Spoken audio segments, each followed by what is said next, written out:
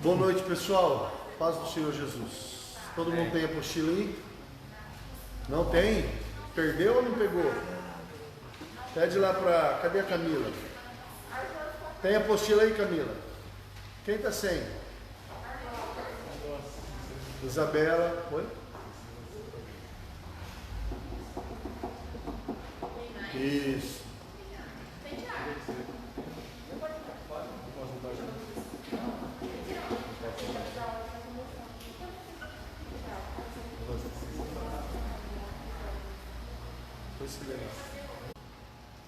Aí.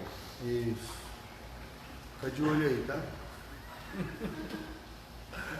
Nós estamos tratando sobre disciplinas espirituais.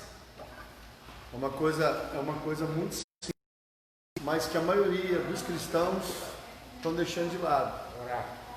Oração, meditação. Meditação não é ler Bíblia. Meditar é você ler um texto, extrair exortação, extrair promessa, aplicação diária. Resumindo, você vai gastar um tempo. Não é você ler um capítulo e... Não, você tem que ler, reler, ler, reler, ler, reler, ler, reler, ler, reler, ler, reler, ler, reler, para que aquele texto possa falar com você, você possa extrair uma exortação, você possa extrair uma promessa, você possa extrair uma aplicação diária, que você possa aplicar na sua vida. Oração, jejum, né? Então, são disciplinas que você precisa ter na base, porque se você não tiver, o que vai acontecer? Estou preparando uma mensagem e o tema vai ser: não trate Deus como remédio, trate Deus como alimento. Qual que é a diferença? Tem gente que busca Deus quando? Quando está com dor, doente, precisando. Depois que sarou, o que faz? Põe Deus na prateleira.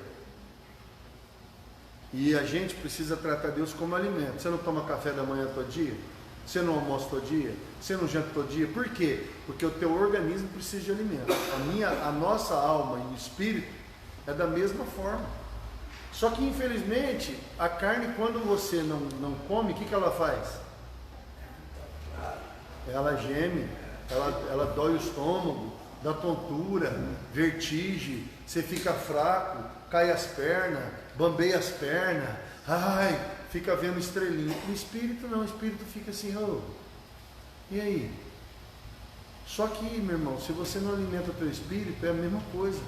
Assim como na carne, o espírito não alimentado, ele vai enfraquecer. Então as disciplinas espirituais estão tratando do quê?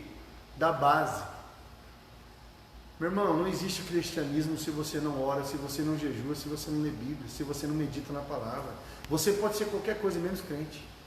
Você pode ser frequentador de igreja, religioso de Deus, homem de Deus, mulher de Deus. Quem é homem de Deus e mulher de Deus tem fome de Deus, da palavra de Deus, da oração, e sabe o poder do jejum. Olha que coisa louca, o mundo inteiro está jejuando nas academias, jejum intermitente. E o crente não jejua. Eu conheço gente aí fazendo 24 horas de jejum para quê? Para emagrecer, mas não tem coragem de fazer jejum para crescer na fé. Como é que é isso aí? É uma coisa completamente louca. O mundo inteiro é autofagia, porque no mundo eles não usam nem o termo jejum, é autofagia, que é a sua célula comendo a própria célula para poder se renovar. E aí o camarada não jejua, não consigo, não consegue, mas para emagrecer consegue. Aí não ora, não lê Bíblia. Aí você quer o quê? Você vai ser espiritualmente forte? Não, você vai ser fraco. E isso aqui que nós estamos estudando é A, E, I, O, U. É a base, é as vogais. Imagina uma criança que quer aprender a ler. O que ela aprende? As vogais. Isso que nós estamos estudando aqui é as vogais. Ele fala, não, pastor, mas por que o senhor está dando isso? Porque as pessoas não praticam. Eu não vou falar o lugar não. O cara estava no culto. Estou dando um tempinho aí para ver se chega mais alguém, pessoal da internet. O cara acabou o culto, vamos embora. Segunda-feira ele acordou, não achou o óculos. Ficou doido atrás do óculos. Aí ele pegou um óculos velho lá e foi trabalhar. Ele era motorista de ônibus. Aí ele ligou na igreja, vocês acharam meu óculos? Olha lá onde eu sento. Não acharam o óculos. Segunda nada, terça nada, quinta nada, sexta. Aí ele falou, rapaz, eu vou ter que pagar um médico, fazer outro óculos, perdi o óculos, e não achava o óculos, não achava o óculos, não achava o óculos, não achava o óculos. Quando foi domingo, na hora que ele foi para o culto, pegou a Bíblia. Quando ele chegou lá na igreja, o que ele viu? O que estava dentro da Bíblia? Olha, esse é o nível de cristianismo que existe. Quando chegou no domingo, ele achou o óculos. Sabe por quê? Porque o óculos estava dentro da Bíblia. O que você aprende com isso? Ele ficou a semana inteira sem ler a Bíblia. Aí você vem falar para mim que esse tipo de cristão tem força espiritual, autoridade no mundo. Você está pensando que Satanás tem medo de ti? Ah, eu sou crente. Satanás tritura, nego. Não é que ser crente ou não ser crente. Não é ser frequentador de igreja ou religioso que Satanás tem medo, não, filho. Satanás tem medo de gente que ora, que jejua e que medita na palavra. Se você não tem vida com Deus de oração, de jejum e na palavra, você vai ser qualquer coisa, menos um cristão de verdade. Porque na hora que as coisas acontecem, você não tem autoridade, você não tem força. Agora, como é que você constrói a sua força em Deus? Orando, jejuando e meditando na palavra. Não adianta você ler 20 capítulos da Bíblia. Não, lê um. Mas lê um direito. Você lê, relê, extrai princípios, extrai promessas, extrai exortação, extrai uma aplicação que você possa aplicar na sua vida. Isso, se você fizer isso a vida inteira, filho, na hora que você vê, você está gigante na fé. Só que se você não tiver as disciplinas espirituais elementares, como é que você... De vez em quando eu ouço, rapaz, tem hora que ser pastor é difícil demais, cara. De vez em quando eu ouço cada diarreia verbal da boca de certas ovelhas. Ai, por que a gente não estuda Apocalipse? Apocalipse, irmão, você não está nem orando e lendo Bíblia, que você quer estudar. Vamos estudar a volta de Jesus. Que volta de Jesus? Você não está nem com Jesus hoje, que é a volta de Jesus. Ai, pastor, vamos tratar sobre a doutrina do Espírito Santo. Então tá, e qual que é o alimento do Espírito Santo? Na vida de um homem de Deus, uma mulher de Deus? Palavra, oração, jejum. Aí as pessoas querem um monte de coisa, mas não tem. Aí o que acontece? Você faz um seminário do Vida no Espírito, a pessoa recebe, ela tem uma experiência com Deus. Sabe o que vai acontecer em 3, 4 dias? Dilui, perdeu. Por quê? Porque a base que sustenta a vida com o Espírito é a sua vida devocional. São as disciplinas. Mas é chato, pastor. Mas é o arroz com feijão.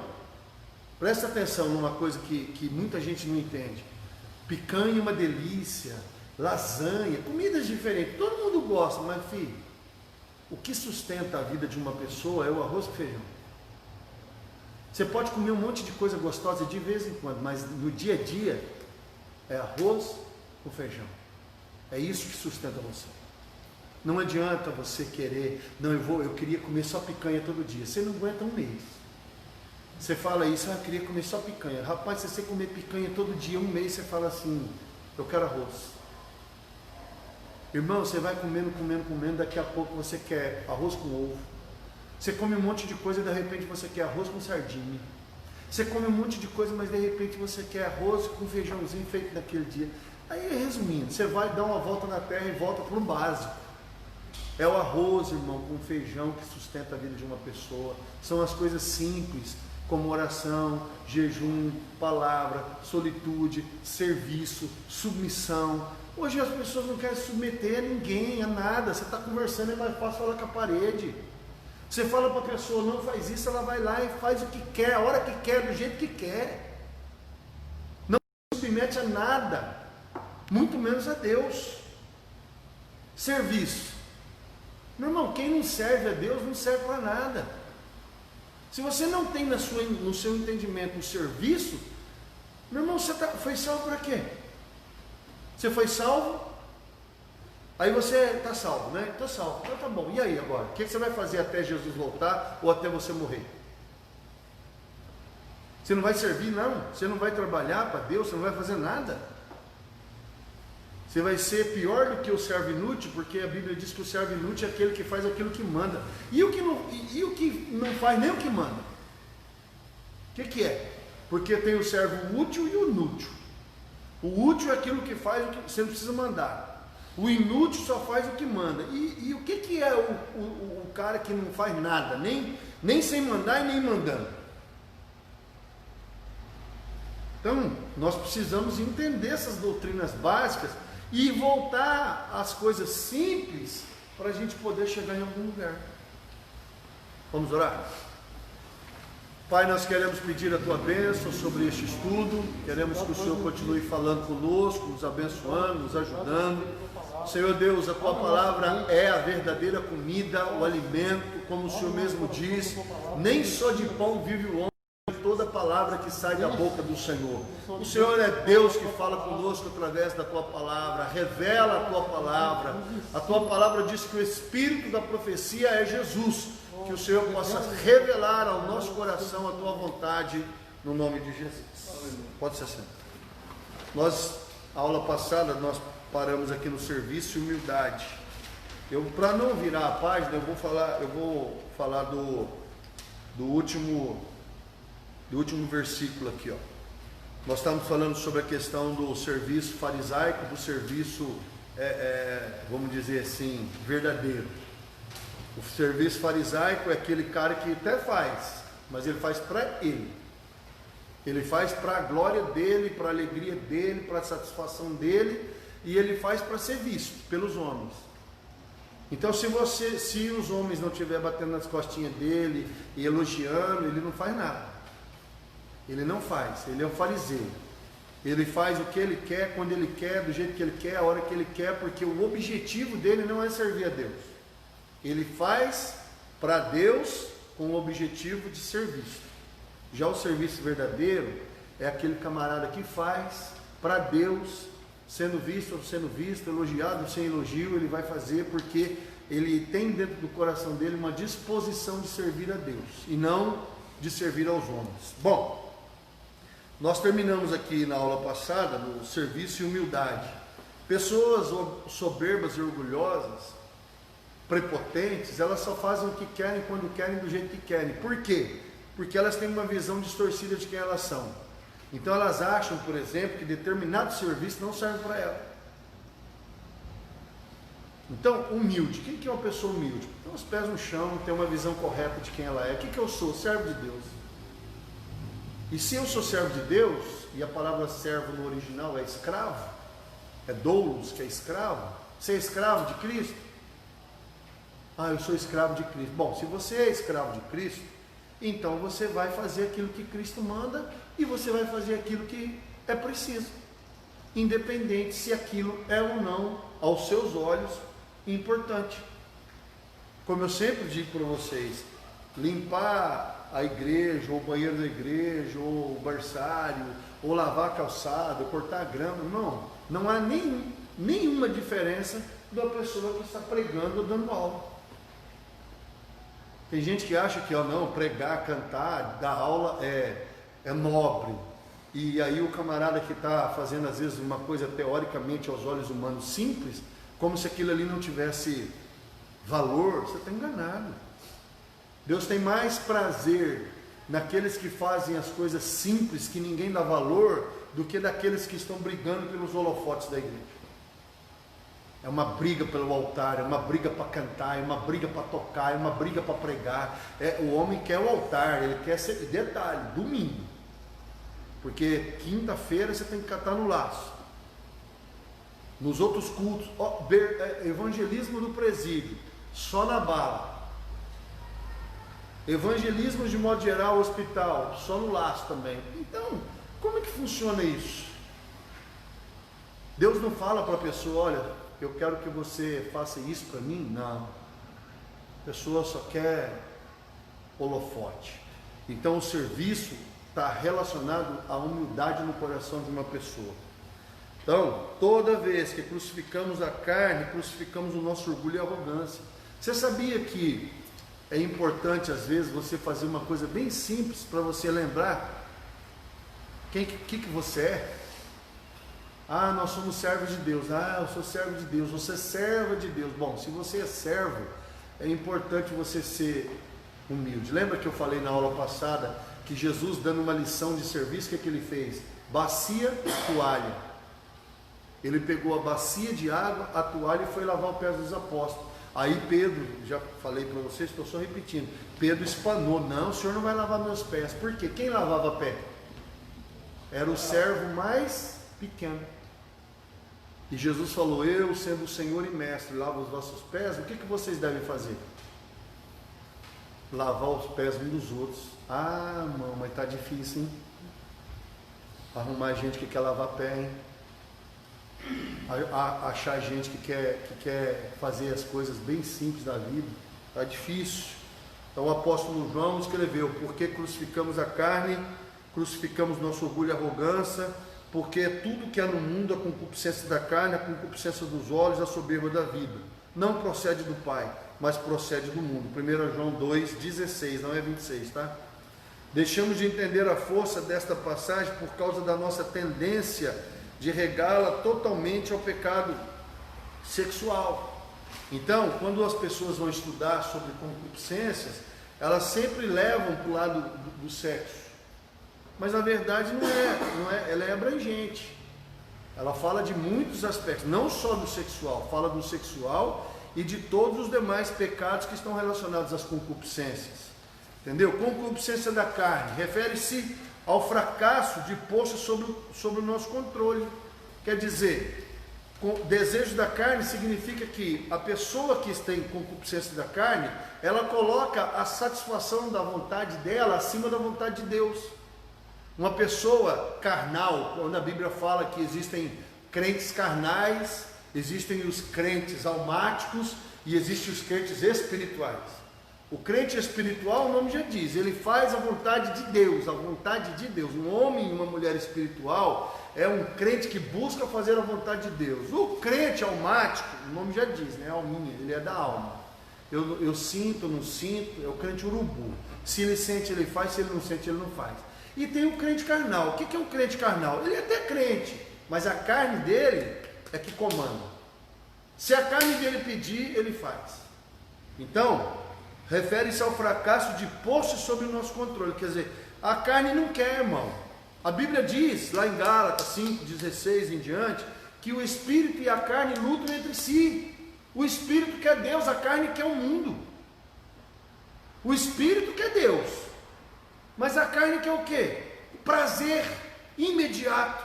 E não está relacionado só a sexo, está relacionado a qualquer coisa. As concupiscências ou desejos ou cobiças da carne, disciplinar as paixões humanas naturais. A concupiscência da carne está falando dessas paixões humanas, das coisas que nós queremos, e isso de todas as áreas que você puder colocar. J.H. Dude disse que a concupiscência dos olhos refere-se à tendência de ser cativado pela exibição exterior. É o que é visível, né? É o que é. O ser humano, ele é altamente visível, principalmente o homem. Mulher também, mas o homem então é pior. O problema do homem são os olhos. Aí o camarada olha, a tendência é o que é exterior, o que é visível, né? E você imagina uma pessoa que quer servir a Deus só naquilo que é visível, só naquilo que é exterior, naquilo que aparece. Então, ela define também aqui, ela define a soberba da vida como egoísmo pretensioso, soberbo. Eu vou falar de uma experiência que eu vivia muitos anos atrás. Nós estávamos fazendo um trabalho num lugar, eu fui da Peniel 12 anos, né? Vocês sabem disso. E naquela época a igreja trabalhava no parque de exposição. Tinha barraca lá dentro e também tinha o estacionamento. Então, na época da exposição, de A a Z todo mundo trabalhava. Aí a gente foi lá montar a barraca que tinha que montar lá, né? E naquela época tinha um pastor auxiliar que estava coordenando o serviço. Eu não era crente, não era nada, só o irmão Júlio. E aí o pessoal foi falar para esse pastor auxiliar: "Ô pastor, o senhor não vai ajudar não?" Ele falou: eu estudei para pregar e para ler Bíblia, não foi para fazer buraco não, faz vocês. E essa é a mentalidade que muita gente tem. Eu fui pastor auxiliar em 4 igrejas. Qual que é a mentalidade do pastor titular? Velório, auxiliar. Hospital, auxiliar. Expulsar demônio, auxiliar. Evangelismo, auxiliar. Se for evangelismo no Alphaville, é o titular. Mas se for evangelismo na Zona Velha, na Quebrada, é o auxiliar. Se tiver que atender o de classe A e B, é o titular. Se tiver que atender o de classe C e D, é o auxiliar. Então, olha a mentalidade que já se instaura dentro da igreja. Isso é do titular, isso é do auxiliar. Isso aqui, o pastor chegou, reverendo, ele já não pega mais na vassoura, ele não pega mais nada, ele não faz mais nada, porque já tem uma mentalidade de quê? De que aquilo não é para ele. Irmãos, a humildade é um exercício. Se você não se exercita na humildade, vai chegar uma hora que você vai achar que você é o quê? A 4ª pessoa da Trindade. Aí o camarada já quer mesa separada. Aí ele já quer comida separada. Aí ele quer tratamento VIP. Pastor, mas não é certo honrar os pastores? Não, honrar é uma coisa. E você tratar o cara como um semideus é outra. Honra é uma coisa, você deve honrar, a Bíblia fala de honra, mas você tratar o camarada como a 4ª pessoa da Trindade é outro andar. E você precisa entender que a questão da humildade é a coisa que você pratica. Quem é que tem que fazer? Servo. Servo. O título mais alto nosso dentro da casa de Deus é ser servo. Você pode ser qualquer coisa, mas para mim, pelo menos naquilo que eu já entendi da Bíblia, quando alguém diz assim, este é um servo de Deus, é uma serva de Deus, esse é o maior título nosso, porque rei já tem rei, só que tem gente que quer ser reizinho, já tem senhor, mas tem gente que quer senhorzinho, já tem, mas o camarada, ele tem uma visão completamente soberba da vida, daquilo que deve ou não ser feito, do serviço que se deve praticar dentro da casa de Deus. Então, soberba da vida, aquele egoísmo pretensioso daquilo que acha que pode, que deve fazer. Em cada caso se observa a mesma coisa, efetuação com poderes e capacidades humanos naturais, sem nenhuma dependência de Deus. A pessoa escolhe o que quer fazer, não é aquilo que depender de Deus e pedir para Deus, A minha esposa sempre usa uma frase, se o Senhor for comigo eu faço qualquer coisa. Quem anda com ela já ouviu ela falar, se o Senhor for comigo eu faço qualquer coisa. Então a gente precisa ter disposição para servir a Deus na dependência do Senhor. Às vezes Deus pede para você fazer algo que você não tem capacidade, sabe para quê? Para que você possa depender do Senhor, para que você possa, seja para pregar ou seja para fazer qualquer coisa, que você faça isso na dependência do Senhor e não na sua habilidade, na sua capacidade. Então isso é a carne em operação. Tem muita gente fazendo a obra de Deus na carne, não no Espírito. Tem gente que não faz a obra de Deus no Espírito, faz na carne. Por quê, pastor? Porque o intuito e o objetivo dele não é Deus. Não é Deus. Então a carne é o inimigo mortal da humildade. Quando eu falo carne aqui, é da natureza caída. Soberba, orgulho, presunção, prepotência. Você sabe com quem você está falando, você sabe quem eu sou. E aí o camarada, quando ele tem esse tipo de sentimento, ele começa a achar que ele é alguma coisa que ele não é. Porque na casa de Deus, nós temos que ser servos. Existe uma mensagem que eu já preguei ela várias vezes, que fala sobre os escravos UPDTs. Se você quiser entender o que é um escravo UPDT, é só assistir um filme chamado Ben-Hur. O PDTs era aquele servo que ia lá no porão do navio e ele era acorrentado no navio. Sabe o que acontece se o navio afundar? Ele morre junto. Aquele cara que era preso nas galés lá, naqueles barcos lá, porque naquela época não tinha motor, era vela e remo, os escravos eles eram condenados a ficar presos no navio. Aquele tipo de escravo era chamado de UPDTs, eram os escravos do porão. Meu irmão, eles entravam lá e só saía de lá morto. Entendeu? E se o navio afundasse, ele estava acorrentado ao navio. Então, por que eles acorrentavam o escravo ao navio? Porque ele sabia que se não remasse, o barco ia afundar. Então ele remava, porque ou ele remava, ou ele morria. E nós somos servos. O que Jesus deu de exemplo? Sendo Deus, servo sofredor. Ele não veio como Senhor, ele veio como servo, sofredor. Agora, na segunda vinda de Jesus, ele vem como Senhor. Aí não tem mais servo sofredor, aí vem o Rei dos reis, Senhor dos senhores. Todos os olhos, todos os joelhos se dobrarão e confessarão que ele é o Senhor. Quando Jesus voltar agora ele vem como Senhor. Mas a primeira vez ele veio como servo. E nos deu o exemplo de sermos servos. Então, é necessário exercer a mais estrita disciplina diária para conter essas paixões, irmão. Paixões da carne. O ser humano é cheio de paixão. A carne deve aprender a dolorosa lição de que ela não tem direitos próprios. Como é que você faz a sua natureza entender que ela não está no controle? Submetendo ela a coisas que ela julga humilhante. Então é a obra do serviço anônimo que realizará esta auto-humilhação. Eu prego em presídio há mais de 25 anos. Que dia que vocês viram um vídeo, uma foto lá? Meu irmão, é o servicinho que você faz, ninguém vê. Quantas vezes eu fui para o presídio sozinho, colocava a mochila com o microfone nas costas, pegava a caixa de som, porque a maioria das pessoas não querem pregar no presídio, porque ou tem medo, ou tem nojo, ou tem raiva, ou acha que eles são bandidos e não merecem a graça e a misericórdia de Deus. Resumindo, as pessoas não têm disposição. Por um motivo ou outro, as pessoas não querem.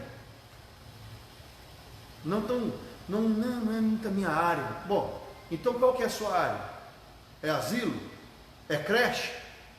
É rua? É boca? O que é? Porque não existe.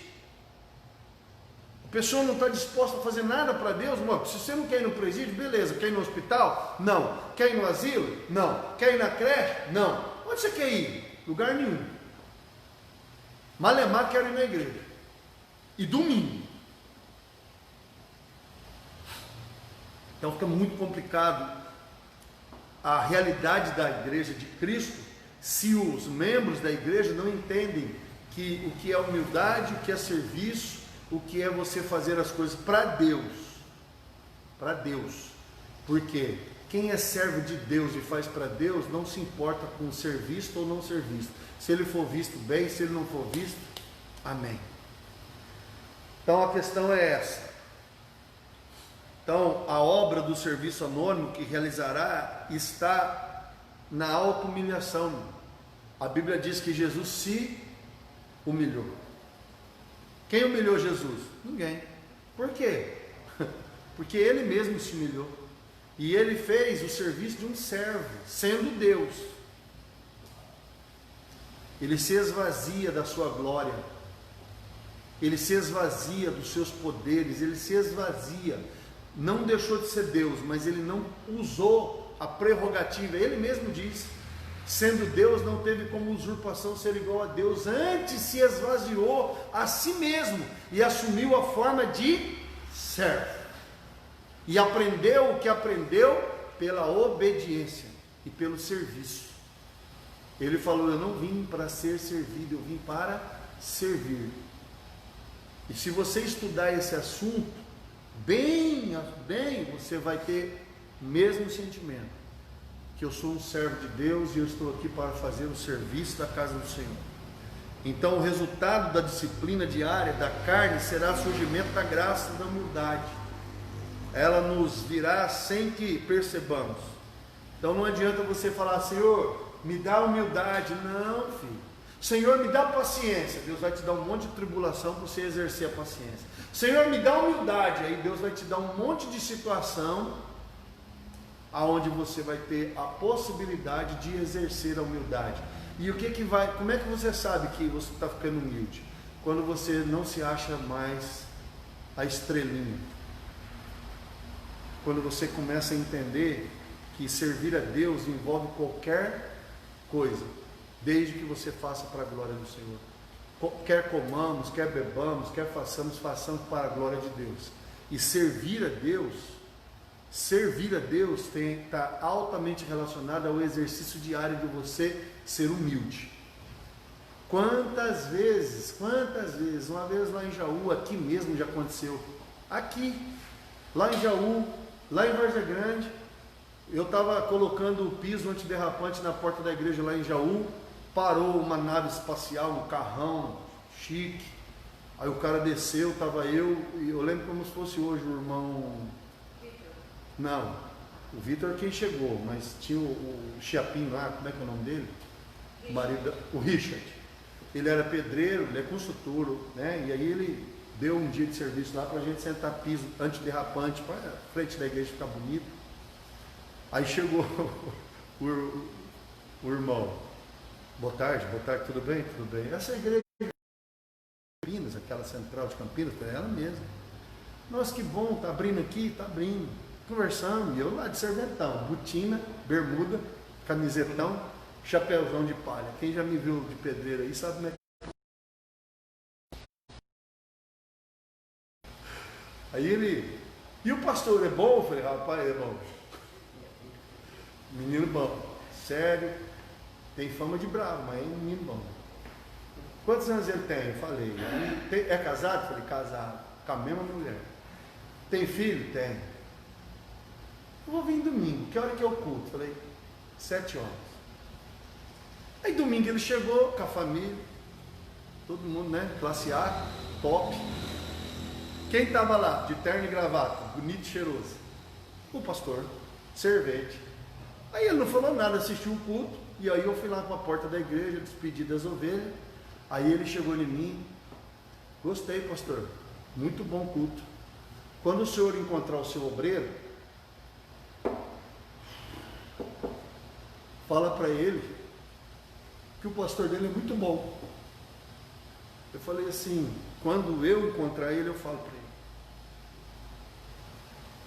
E isso aconteceu aqui. Um dia eu estava lavando a calçada aqui, parou um rapaz e falou assim, todos os domingos eu passo aqui, que eu vou lá ver minha mãe, e todos os domingos eu vejo o senhor cortando grama e lavando a calçada. E ele falou assim, eu admiro isso no senhor. Isso, Várzea Grande, todo lugar. Sabe por quê? Aí por que o senhor faz isso? Porque é um exercício de você se manter humilde. É do chão. Porque se você, meu irmão, viver de altar, gabinete, você perde a realidade, a sensibilidade. Você perde a perspectiva. Daqui a pouco você começa a achar o quê? Isso é para mim, isso é para a pastora. Se for nos condomínios é para mim. Se for nos pretinhos é para a pastora. Se for de classe A é para mim. Se for de classe A, E, B é para a pastora. Ela que é auxiliar. Se está endemoniado, pastora, liga para ela que vai expulsar demônio. Se for para comer, eu. Quem que falou isso aí? Quem que botou essa regra? Uma vez me convidaram para um aconselhamento, cheguei lá, uma casa muito humilde. Chegou lá, o irmão falou, pastor, o senhor quer comer com a gente? Eu falei, quero. Aí a comida, o que era? Macarrão com salsicha. Ele não falou assim, aquela frase de gente orgulhosa, não repara não, porque essa frase é de gente soberba. Não repara na minha casa, não repara na minha comida, isso é coisa de gente orgulhosa. Fechar orgulho. Não, isso é orgulho, não é humildade. Uma pessoa humilde não tem essas conversas. Olha, não repara, olha, é simples, a minha casa é isso. Cara, isso é coisa de gente soberba. Não, pastor, é só quando o cara tem uma mansão. Não, gente, orgulho tem a ver com isso. Da pessoa achar, ela imagina que o outro vai achar, pensar, não tem nada a ver isso aí. Aí eu fui comer, senhor, muito obrigado. Aí eu estava com fome, e naquela época eu estava já beirando 130. E eu gosto de comer é bom. Né? Pessoal, pastor, você gosta de fazer exercício? Eu falei, não, gosto de comer, eu faço exercício para poder comer em paz, sem ficar muito gordo. Aí eu comi lá o macarrão com salsicha. Aí, quando terminou tudo, orei, resolvi lá o B.O. que estava lá, e pronto, vamos embora para casa. E na hora que eu estou saindo, ele começou a chorar. Ele falou, pastor, eu fiz isso só para ver, o que o senhor ia fazer? E eu fiquei feliz que o senhor comeu, repetiu de novo. Eu falei, irmão, aqui é servo. Irmão, servo sabe sentar com o príncipe. Eu já entrei em lugar nesse Brasil. Eu fui uma vez levado para comer num tal de Prime lá em São Paulo. Irmão, é um garçom para mesa. Cara, é a coisa mais chata do mundo. Você já foi nesse tipo de restaurante? Você está comendo, é churrascaria, tá? Aí vem a carne. Quando você come, que vem o outro espeto, o garçom tira o prato para mim. Eu acho que você usa uns 20 pratos num almoço. O cara fica ali em pé, assim, atrás de você, e assim, é coisa estranha, é esquisito, mano, mas é um nível, é 120 pau por pessoa, brincadeira. E aí, você senta com os príncipes? Senta. Mas se tiver que sentar no chão? Rapaz, uma vez eu fui tomar água na casa de uma pessoa, o copo estava amarelo. Meu pai já não bebia água lá. Pensa no pior nojento. Rapaz, mas quando você é obreiro, o que você faz? Hã? Você é obreiro da casa do Senhor. Você foi visitar uma pessoa bem simples. Aí ela te dá um copo d'água num copo amarelo. O que você faz? Hã? Rapaz, você ora, falou, Senhor, tira o bal, põe o bem em nome de Jesus, amém, filho. Aquilo que não mata, o que você vai falar para ela? Rapaz, você vai tomar um café, você vai falar o quê? Tem que sentar no chão, e aí? Tem que deitar na rede. A pastora foi para a missão lá em Roraima, rede. Banheiro vazando, né, mano? O trem desgringolado. E na tribo onde elas foram, o banheiro era casinha. Ou mato. E aí, o que você faz? Não vai? Hã? Você chega lá na tribo, lá tem tartaruga, não come? Você chega numa tribo lá, macaco. A pastora foi numa tribo lá, o que era o prato deles? Sapo. É doido? Ah, jejum? Você não come a comida deles, o que eles vão pensar? Pô, esse cara tem nojo de mim. Já rodou. Você tem que ser humilde, filho. Servir a Deus não é só fazer alguma coisa para Deus, não. Às vezes você tem que beber uma água, às vezes para ganhar uma família, para ganhar você tem que às vezes beber uma água, tomar um café, você tem que comer um negócio, às vezes a pessoa faz um bolo para você, faz um negócio, o que você faz? E a buchada? Tem uma baratinha saindo, o que você faz? Formiga, uma vez eu fui numa casa, um bolo cheio de formiga, o que você faz? Você fala para a pessoa, ó, tá cheio de formiga, irmão, você sopra. E ó, servo de Deus, servo, tiver que lavar, lava, passar, cozinhar, engenheiro, arquiteto, pedreiro, carpinteiro, eletricista, encanador, o que você faz? Seja servo, irmão. Às vezes para você ganhar uma alma, você vai ter que servir, fazer alguma coisa. Então, embora não sintamos a sua presença, estaremos conscientes de um novo zelo e alegria de viver. Então, a disciplina diária, né, a graça da humildade, ela nos virá se você exercitar a humildade. Seja servo. Ah, pastor, eu acho que esse negócio não é para mim. Esse é que você tem que fazer. Você achou que não é para você? Então faz ele. Porque você vai exercitar a humildade dentro desse... Oi? Então não é para você, então faz. Faz lá, que é para exercitar mesmo. Então, mas até do que a transformação que ocorre dentro de nós, até acontecer essa transformação, nós estamos conscientes de um amor e de uma alegria mais profunda em Deus. Nossos dias estão pontilhados de expressões espontâneas de louvor e adoração. O jubiloso serviço anônimo prestado ao próximo é uma oração de ações de graça posta em prática. Parece que somos dirigidos por um novo centro de controle. Quando eu trabalhava em Belo Horizonte, eu trabalhava de social, de gravata e às vezes de terno. Pode perguntar para o meu amor, era padrão FIFA. Aí quando eu fui fazer o recuperacional é você ficar 1 ano e meio trabalhando com recuperação e treinando para trabalhar com recuperando. Só que o recuperando mora num rancho, num sítio, numa fazenda. E lá na fazenda tem porco, galinha, horta, café e pedra, para arrancar pedra, para vender, tinha tudo. Aí, como eu só trabalhava na estica, a diretora do programa catou eu lá, primeira semana, e ela só não me abota. Ela gostava de, vou tratar, tinha uma besteira lá pro lado de Belo Horizonte, aqui não acontece, só lá. Vou tratar. Aí ela botou eu na horta. Rapaz, fui lá, já revolucionei a horta, arrumei um monte de saquinho, plantei na sementeira, virei, peguei adubo lá no curral da vaca e já adubei tudo. Fiquei 15, 30 dias lá. A horta ficou a coisa mais linda do mundo. Molhei, arrumei um sombrite velho que estava jogado, fiz uma sombra lá nos negócios. Resumindo, aí ela viu que a horta não me quebrou, me jogou na panela. Meu irmão, eu fui militar. Tem panela do quartel que você entra dentro, de tão grande. Me botou na panela, lá lavei a panela, uma semana na panela. Ela viu que não me quebrantou na panela, jogou eu na capina do café. Cheguei lá, as enxadas tudo rombuda, tudo sem corte. Já fui lá, arranquei vara, fiz cabo, fiz os macetes para a enxada ficar no coisa, fui no esmeril, amolei, arrumei uma lima velha lá e já amolei a enxada. Resumindo, em questão de 2 dias, carpi o café tudo, mais 2 irmãos que estavam comigo. Aí ela viu que o café não deu e jogou no porco. Rapaz, cheguei no porco, tinha um tubo d'água lá, uma mangueira, vocês sabem que eu gosto de água, né?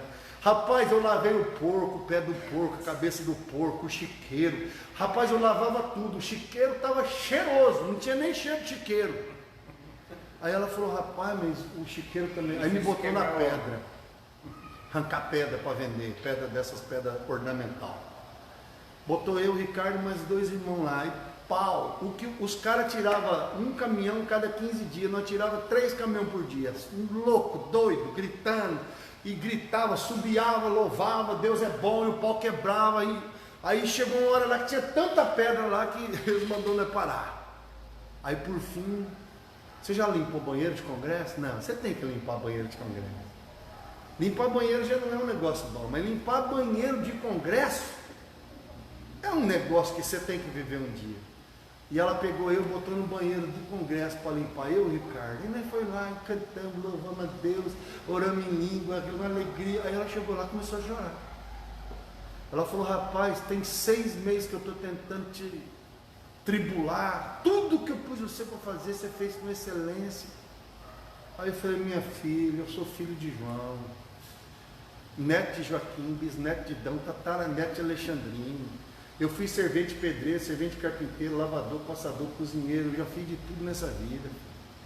Não tem nada que a senhora me pediu aqui que me quebranta. Mas uma coisa ia me quebrantar e a senhora não mandou eu fazer. Tinha lá um servicinho de varrer umas varandinhas, lá, umas vassourinhas, aquilo lá ia me tribular. Mas como era muito simples, ela não me mandou. Me mandou só para quebradeira.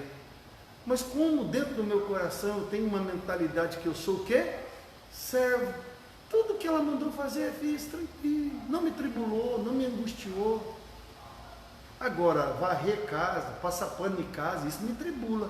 Mas como ela achou que isso era muito fácil, ela não mandou eu fazer. Aí eu falei, oh, glória. É assim, meu servo, você tem que ser servo de Deus, meu filho. Então, jubiloso serviço anônimo prestado ao próximo em oração de ações de graça, posta em prática, para que parece que somos dirigidos por um novo centro de controle. Quer dizer, eu estou aqui para servir a Deus, para glorificar o nome de Deus, eu estou aqui disposto a servir alguém, eu tenho disposição de ajudar alguém que está precisando. Esse é o coração de um homem de Deus, um servo de Deus.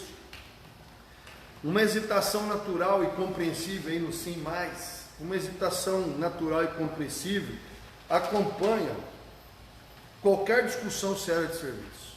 A hesitação é boa desde que seja sábia para calcular o custo antes de entrar em cheio em qualquer disciplina.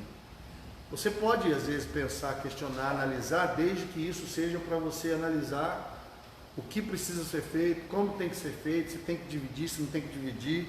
Essa é a única hesitação que você pode ter, certo? Então experimentamos um temor que surge mais ou menos assim: se eu fizer isso, as pessoas vão tirar vantagem de mim, elas me pisarão. Você entende? Não, mas se eu fizer isso, vão abusar de mim. Mas isso aí só vai acontecer se você se importa, se você tem um coração de servo. Você vai fazer de boa, porque isso não vai te diminuir, pelo contrário. É isso aí? É, faço. Antes de eu chegar no altar, eu fiz de tudo que você imaginar na igreja. Eu fui porteiro, recepcionista, fui diácono, fui evangelista, preguei em tudo quanto é biboca da terra. Quando, 7 anos depois, eu cheguei no altar, que eu fui pregar no altar de uma igreja, para mim foi só uma sequência daquilo que eu já estava fazendo em um monte de lugar. As pessoas nunca me viram pregar. Quando eu fui pregar na igreja, eles ficaram surpresos, porque eu já pregava no presídio, eu já pregava no hospital, eu pregava no ônibus, pregava no metrô, eu pregava na praça, eu pregava na rua. Eu pregava, irmão. Eu não pregava na igreja porque ninguém deixava, mas eu entendi que era de Deus. Quando eu cheguei no púlpito, eu já pregava. Eu pregava na rua. Pregava em tudo quanto é biboca, buraco que tinha, culto no lar, tudo quanto é lugar que ninguém queria, eu queria. Eu queria era pregar. Agora tem um povo aí que só quer pregar no púlpito e domingo. Então, é aqui que devemos ver a diferença entre escolher servir e escolher ser servo. Quando escolhemos servir, ainda estamos no comando. Está escolhendo servir? Está escolhendo. Então você ainda está no controle da sua vida, fazendo aquilo que você acha que é o certo. Então, você está escolhendo servir, então você está no comando ainda. Então decidimos a quem, e quando, e como, que jeito que nós temos que servir. Se estamos no comando, preocuparmos muito sobre alguém pisar-nos. Ah, está pisando em mim. Coisa de carne. Está pisando em mim, está pisando. Que pisando, irmão? Você é servo? Você está fazendo para Deus? Se você está fazendo para Deus, isso não existe. Então, se você fica com esse tipo de pensamento, é você que está dominando ainda a situação. Mas quando escolhemos ser servos, damos de mão ao direito de estar no comando. Quer dizer, Deus está no comando, faço o que precisa. O que precisa? Eu antes de eu ter o meu chamado muito claro, eu sempre tive, e a minha esposa tem o mesmo pensamento. Antes de Deus falar que eu seria um pastor missionário, eu era o quê? Servo. Eu não tinha um chamado claro. Eu não tocava, não cantava, não fazia nada. O que eu fui fazendo? Fui fazendo o que tinha. Eu cuidei carro na igreja, eu fui de porteiro da igreja, eu fui recepcionista de igreja, eu fui diácono de igreja, eu lavei banheiro, eu capinei lote, eu ajudei a fazer calçada de igreja, eu ajudei a construir igreja. É isso aí.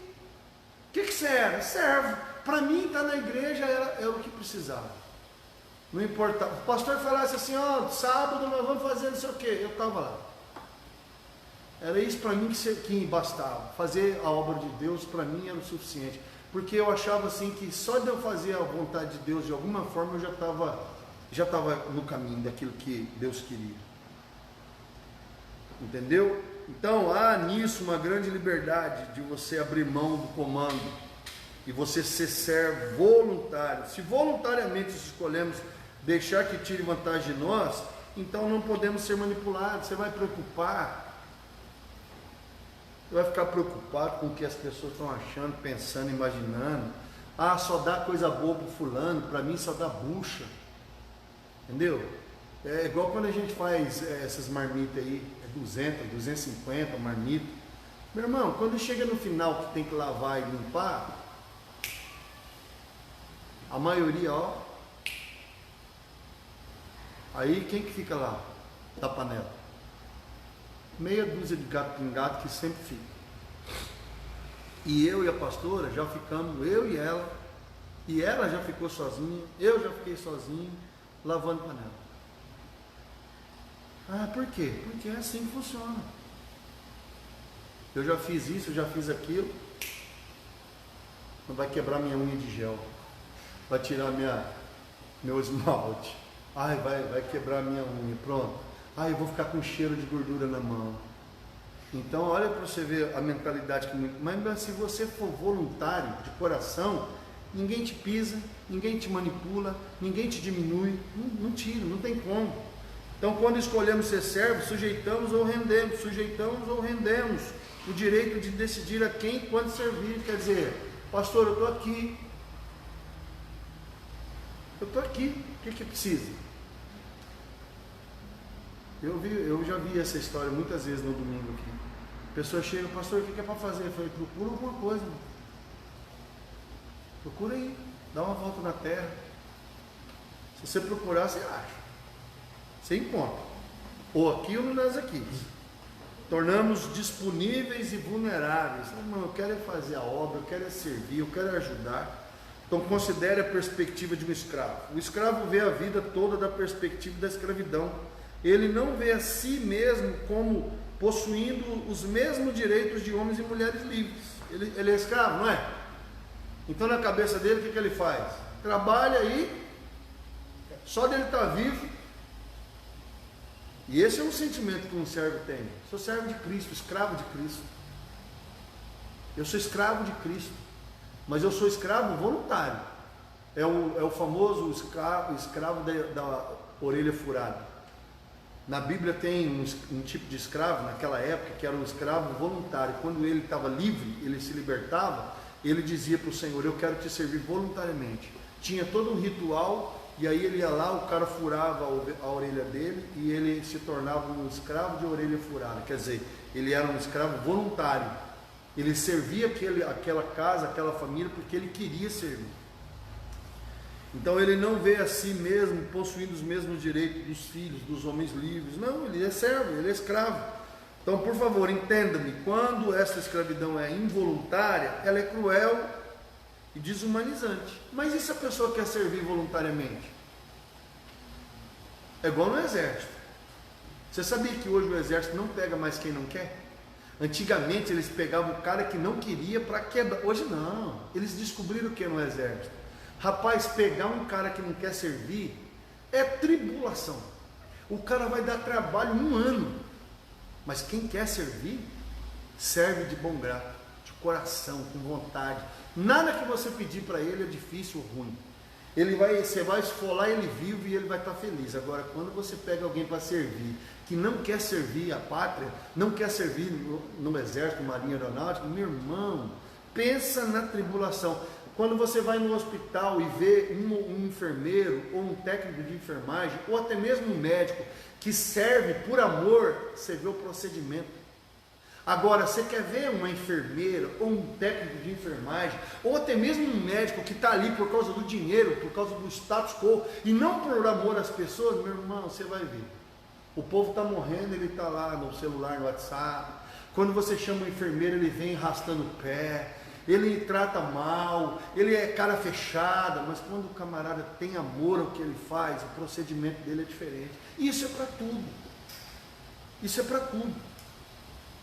Quando a escravidão é livremente escolhida, porém tudo isso muda.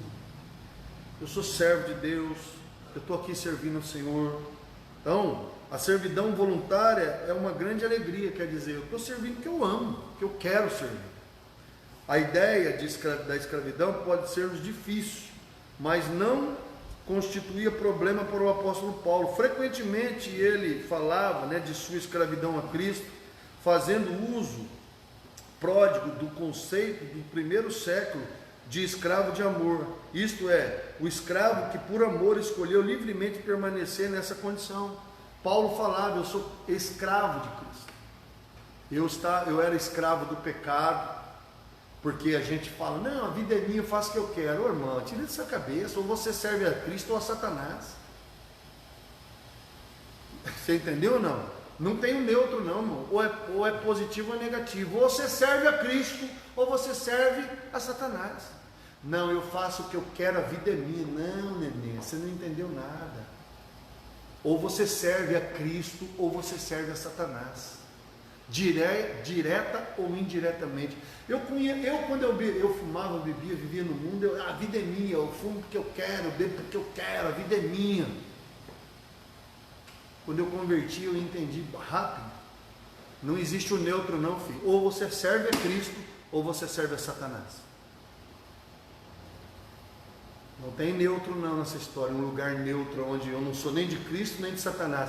Olha, pastor, ele não é cristão, ele não é crente, mas pensa num cara direito, é honesto, paga suas contas, e para beber, filho, você não conhece o ser humano. Na calada da noite tem monstro aí, que quando você olha na sociedade parece perfeito, mas quando a luz apaga, o cara é capaz de coisa que só você não duvida, só Deus não duvida.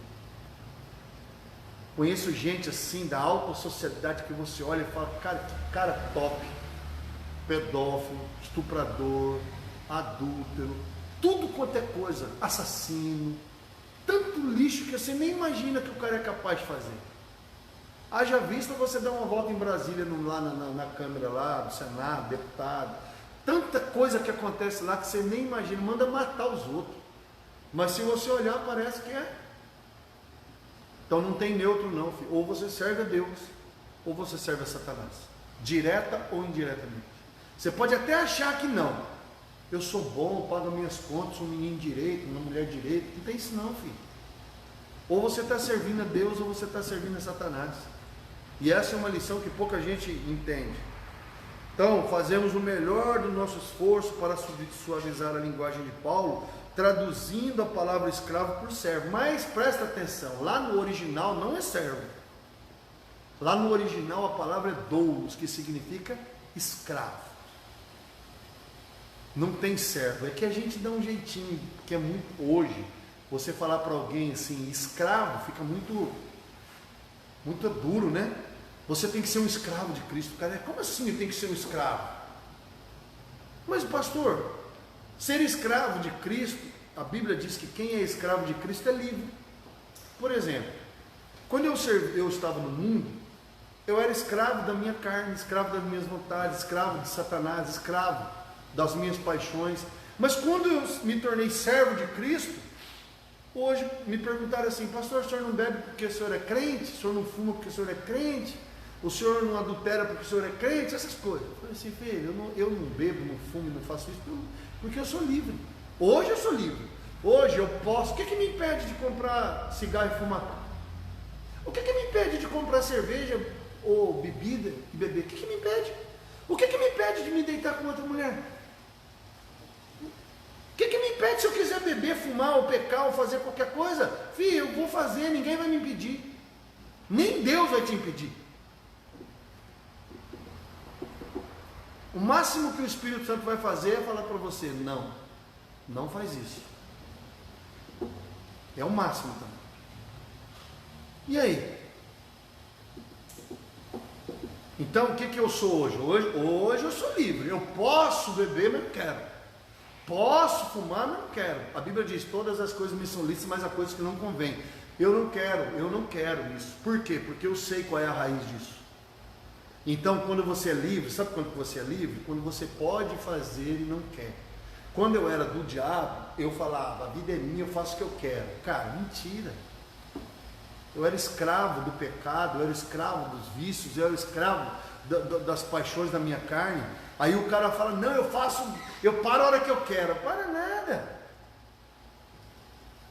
Com raríssimas exceções, um ou outro na terra que pode ter uma mente muito forte que para, mas o resto é escravo. Entendeu, gente? Então, a questão é, fazemos o melhor do nosso esforço para dar uma amenizada aí no servo, no escravo, mas seja qual for a palavra que resolvamos empregar, estejamos certos de entender que Paulo queria dizer que de livre vontade ele abria mão dos seus direitos. Lembra daquela musiquinha? Meu direito é de não ter direito algum. Servos não tem direito, porque ele sabe que o direito dele pertence ao Senhor. Serviço no mercado. Serviço não é um rol de coisas que fazemos, embora nele descobramos coisas a fazer. não é um código de ética, mas um modo de vida. Executar atos específicos de serviço não é o mesmo que viver na disciplina do serviço. Assim como no jogo de basquete há mais do que o livro de regras, o serviço significa mais do que atos específicos. Por exemplo, uma pessoa pode estar servindo, fazendo um monte de coisa, mas e o coração? Está azedo? Então você só está servindo, mas não é de coração, não é voluntário, não tem alegria nisso. Uma coisa é atuar como servo, outra coisa muito diferente é ser servo. Tem uma diferença nisso. Como em todas as disciplinas, é possível dominar a mecânica do serviço e experimentar a disciplina. Todavia, não é suficiente acentuar a natureza interior do serviço. Para que o serviço seja serviço, é preciso que ele tome a forma e a conformação no mundo em que vivemos. Portanto, devemos buscar perceber qual é a semelhança do serviço no mercado de nossa vida diária, de início ao serviço anônimo. Mesmo os líderes públicos podem cultivar tarefas de serviço que permanecem geralmente incógnitas. Se todo o serviço que prestamos é feito perante os outros, seremos em realidade pessoas superficiais. Pastor, o que você quer dizer com isso? Você só é um servo de fato de direito quando você serve sem ser visto e quando você não espera ser visto. O nível para você saber se realmente você é um servo de Deus é quando você faz para Deus de tal forma que não importa mais se as pessoas estão ou não vendo. Você não se dói mais com o fato de ser ou não visto. Não importa se as pessoas vão ver, nem se elas vão falar. A alegria está no servir e não no ser visto. Há serviço de pequenas coisas. A semelhante de Dorcas, encontramos meios de fazer túnicas e vestidos para as viúvas, Atos 9:39. As grandes virtudes são uma ocorrência rara. O ministério das pequenas coisas é um serviço diário. Tarefas grandes demandam grande sacrifício por um momento. As coisas pequenas demandam um sacrifício constante. É igual uma dona de casa. Rapaz, pensa numa coisa chata, é o serviço de casa. Todo dia. A mesma coisa. Mas se uma mulher não tem prazer de cuidar da sua casa, ela vai entediar. Ela vai achar aquilo a coisa mais horrível do mundo. Mas se ela faz por amor aos seus, ela vai ter prazer não de cozinhar, mas de alimentar a sua casa. Se ela ama a família dela, a casa dela, ela tem prazer de cuidar da casa, não do serviço em si. A mesma coisa na igreja. Entendeu? A mesma coisa da igreja. Já eu contar minha experiência várias vezes, ou pintando a igreja, ou fazendo alguma coisa, que nem esses dias a gente pintou a calçada aqui do lado de fora. Quando todo mundo foi embora, eu comecei a chorar. Pastor, mas o que aconteceu? Nada. A casa do Senhor estava bonita, pintada, arrumada. É uma coisa que não tem como explicar. Não é a grandeza do que está sendo feito. Que nem quando colocou as poltronas, 30 pau de poltrona. Aí eu fiquei emocionado. Por quê? Por causa dos 30 mil? Não, porque é o amor que você tem pelas coisas de Deus. Quando às vezes a igreja está tudo limpo, que todo mundo vai embora, que eu vou fechar a igreja, às vezes eu choro. Por quê? Porque é uma outra esfera da coisa. É você servir por amor e não por obrigação, nem, eu tenho que ir lá, tipo assim, senão o pastor Júlio, eu ouço isso aí, irmão, o meu ouvido é bom. Se eu vou lá, porque senão o pastor Júlio vai ficar falando na minha cabeça. Não, eu estou tentando te ensinar a ser servo. Mas infelizmente tem gente só porque eu falo. E eu sou obrigado a falar porque o meu dever é te ensinar. Se eu falo e você não faz, o pecado é seu. Se eu não te ensino, o pecado é meu.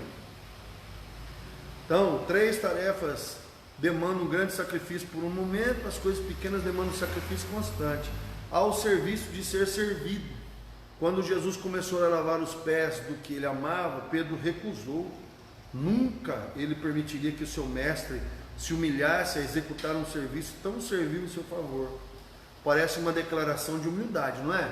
Quando Pedro fala, não, o Senhor não vai lavar os meus pés. Mas na verdade é um orgulho velado. Ele não queria aceitar o serviço de Jesus lavando os pés dele, mas não é porque ele era humilde, não, porque ele era orgulhoso.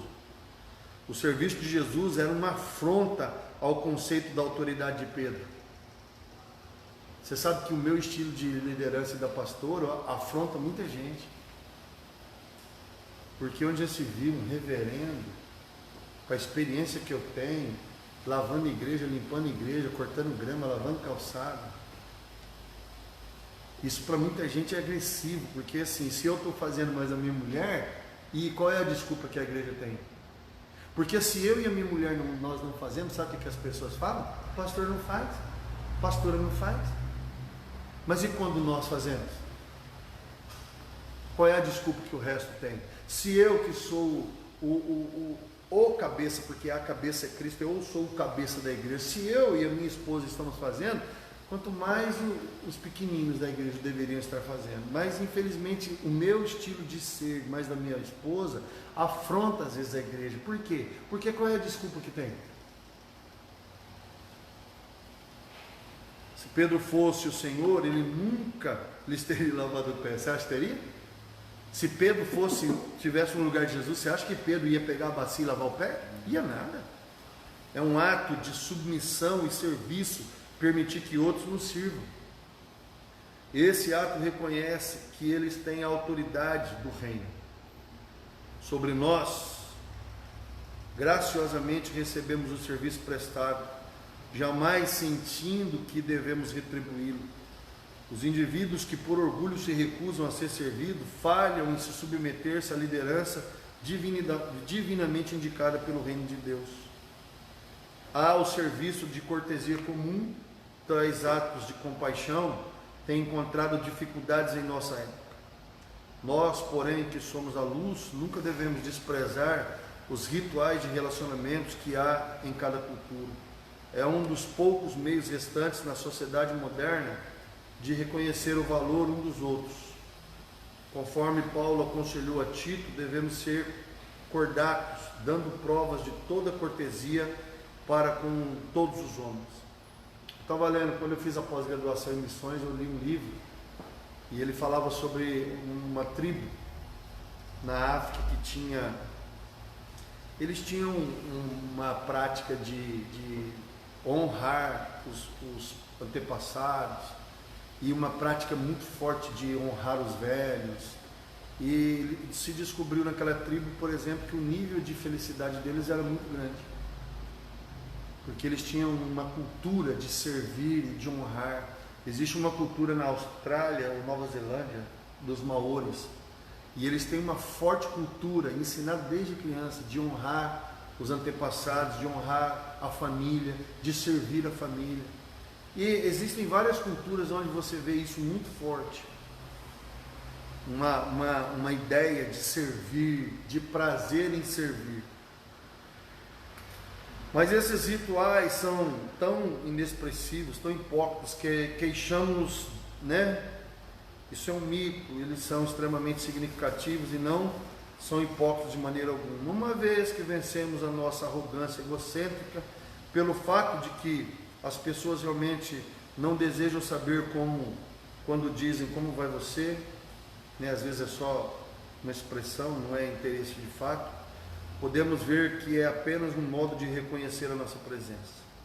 Podemos acenar com a mão, reconhecer a presença delas, também se sentir a necessidade de fazer uma prognose da nossa última dor de cabeça. Palavras como muito obrigado e sim, por favor, cartas de apreço, respostas, né?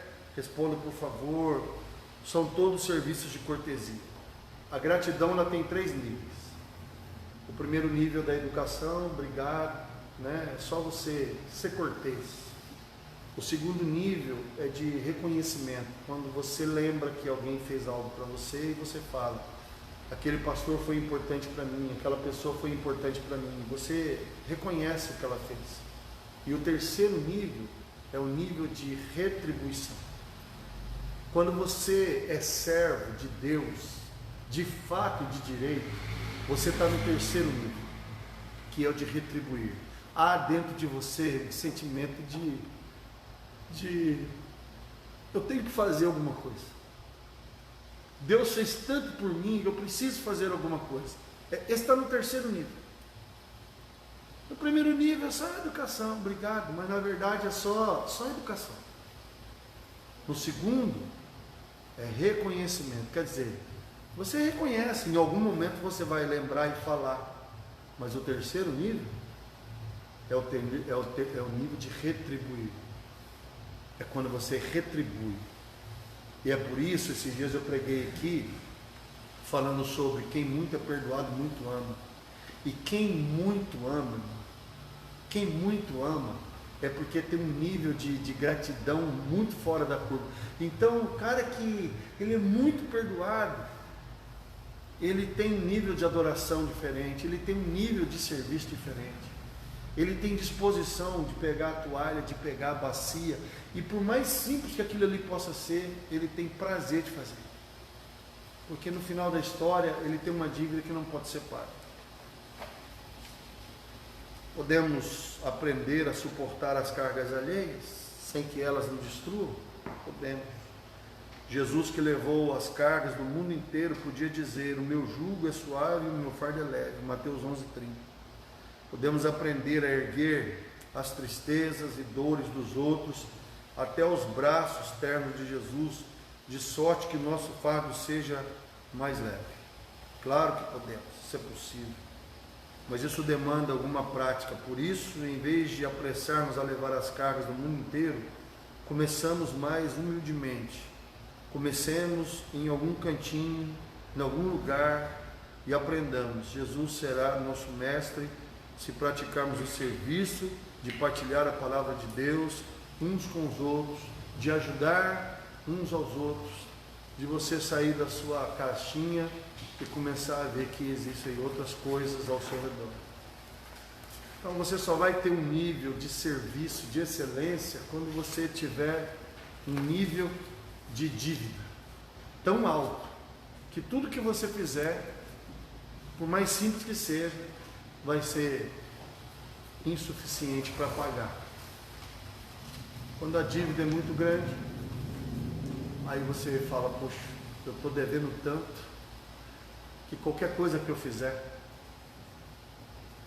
até eu chegar no púlpito, a única coisa que eu queria era servir. Tanto que eu nunca quis ser pastor, mas eu queria servir. E como eu me achava tão indigno, porque eu mesmo não me chamaria para a obra, porque nunca me achei digno de ser ministro do Evangelho. Como isso para mim era uma coisa que não existia, a única coisa que existia para mim era o serviço dos mais simples, como encher bandeja da ceia, como cortar pão para a ceia, como lavar a igreja, como lavar o banheiro da igreja, como pintar uma igreja, como fazer coisas muito simples. Aí quando eu cheguei no púlpito, eu entendi que se eu deixasse das coisas simples, corria o risco do meu coração se ensoberbecer e achar que eu sou reverendo. E saber que eu tenho uma posição, porque se você for comigo em Brasília, você vai descobrir que eu sou muito mais do que você imagina. E se você for comigo em Campinas, você vai descobrir que eu sou muito mais do que você imagina. E se você andar nas igrejas que nós já andamos e abrimos, você vai descobrir que nós somos muito mais do que você imagina. Mas é uma postura voluntária que eu tenho, mas a minha esposa, de ser servo, para que não haja o risco de soberba, nem de orgulho e nem de prepotência, de você achar que você é algo que você não é. Seja servo de Deus, e se Deus quiser te colocar em lugares altos, Ele vai colocar. Você não precisa lutar pela fama, pelo sucesso, nem pelos holofotes. É Deus que faz. Quando Deus quer te honrar, Ele vai te honrar. E até lá, pastor, seja servo. E isso já te basta. Amém? Amém. Vamos ficar em pé? Pai, nós queremos agradecer pela oportunidade que temos de estudar a Tua Palavra. Que tenhamos um coração sincero, grato e uma disposição, Deus, de servir ao Senhor com o nosso coração. Não para ser visto, nem para ser lembrado, mas para que o Teu nome seja glorificado e que nós possamos de alguma forma retribuir tudo que o Senhor fez por nós na cruz do Calvário, tudo que o Senhor fez por nós até hoje. Por isso nós agradecemos pela oportunidade de aprendermos sobre a disciplina do serviço. Ajuda-nos a termos um coração humilde, quebrantado, simples, para que possamos, ó Deus, servir ao Senhor com um coração sincero e excelente. Eu oro também, ó Deus, pedindo que o Senhor nos leve para casa em paz, em segurança, continua ministrando o nosso coração, abre os nossos olhos e ouvidos, para que possamos ouvir a Tua voz e aprendermos com o Senhor, no nome de Jesus. Amém? Deus abençoe, até quinta-feira, culto de oração, às 19 horas. Vai com Deus.